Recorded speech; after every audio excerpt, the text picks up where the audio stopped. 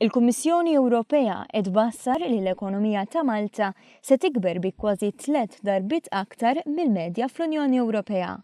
Fl-aħħar tbassir ekonomiku tagħha l-ħarifa, il-Kummissjoni kummentat li l-prospetti għat tkabbir ekonomiku f'Malta se jibqgħu tajbin, tant li Malta se jkollha tkabbir ekonomiku ta' madwar 5.6%, ogħla minn dak ta' matul is-sena li għaddiet. Il-Kummissjoni Ewropea qalet li fl-ewwel nofs ta' din is-sena Malta kellha tkabbir ekonomiku b'saħħtu ta' 6.3%. Qalet li dan it-tkabbir wasal l-aktar permezz tal-qasam tas-servizzi. L-analisti tal-Kummissjoni Ewropea qed ibassru li l-konsum privat mistenni jsostni tkabbir ekonomiku flimkien ma' żieda fil-popolazzjoni u żieda ta' flus fl-idejn, da flimkien ma' żieda fil-fiduċja tal-konsumaturi. Il-Kummissjoni Ewropea tkompli tbassar li l-ekonomija Maltija se tikber b'rata ta' 4.9% matul is-sena d-dieħla u 4.1% matul l-2019. Dwar il-finanzi pubbliċi fir-rapport ekonomiku tagħha tal-ħarifa, il-Kummissjoni qed terġa' tbassar li l-Gvern se jkollu surplus fil-finanzi pubbliċi.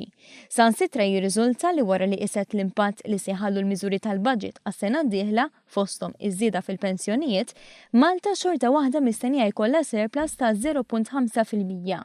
Żidet tajt li minkejja li tnaqsu t-taxxi, it-tħul mit-taxxi mistenni jkompli jikber minħabba żieda fl-attività ekonomika. Dwar id-dejn tal-pajjiż l-ekonomisti tal-Kummissjoni Ewropea qed ibassru li wara li dan niżel taħt is-60% mistenni jinżel għal 49% fl-2019. L-ekonomisti tal-Kummissjoni Ewropea kummentaw ukoll dwar ir-rata baxxa ħafna ta' qatt f'pajjiżna u kif il-pagi mistennija jkomplu jiżdiedu. Il-Kummissjoni Ewropea żidet tajt li twettiq ta' proġetti pjanati fil-qasam tal-infrastruttura jistgħu ikomplu ikkabru ir-rata ekonomika ta' pajjiżna fix-xhur li ġejjin. Qalu li fi żmien sentejn Malta tista' tibbenefika wkoll minn rilokar ta' kumpaniji fil-qasam tas-servizzi finanzjarji fir-Renju Unit u dan minħabba Brexit, il-proċess ta' ħruġ mill-Unjoni Ewropea.